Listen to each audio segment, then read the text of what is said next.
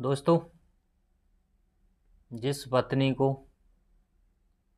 7 फेरों के समय ढाल बनना था, वो आज अपने पति की खूनी बन गई। मध्य प्रदेश के भिंड जिले और थाना अटे क्षेत्र के एक ग्राम है खरेका, वहाँ से एक खबर आई है जिसने मानवता को शर्मसार कर दिया है। इंदौर के राजा रघुवंशी के हत्याकांड की यादें अभी धूमिल नहीं हुई हैं, तब तक एक और नई खबर आ गई है। माँ ने अपनी 3 साल की मासूम बच्ची के साथ में उसके ही सामने उसके बाप की हत्या करवा दी। आखिर एक पत्नी इतनी बेरहम कैसे बन सकती है? चलिए इस सच्ची घटना की कहानी मैं सुनाता हूँ।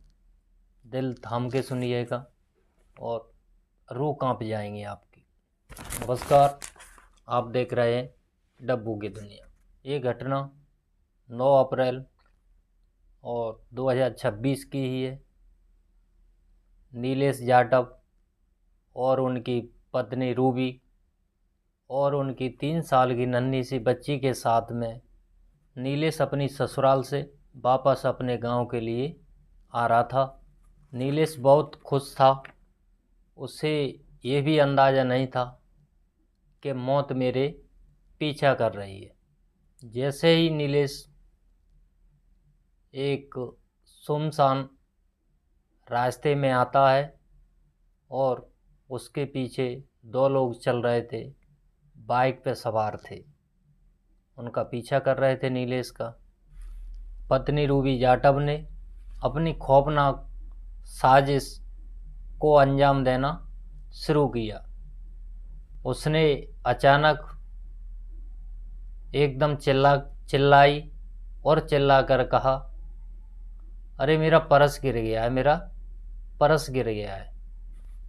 जैसे ही नीलेश जाटव ने सुनी और नीलेश जाटव बाइक को धीमी करता है, रूबी उतर कर और एक तरफ हो जाती है।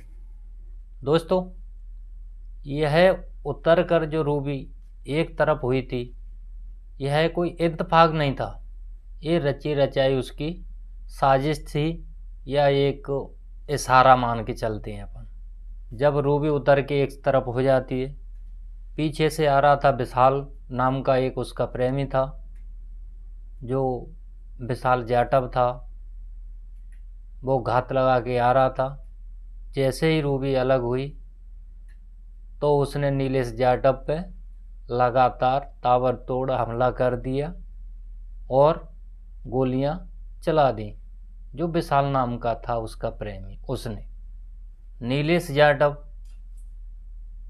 अपनी बेटी के सामने खून में लहूलुहान लथपथ और गिर पड़ा।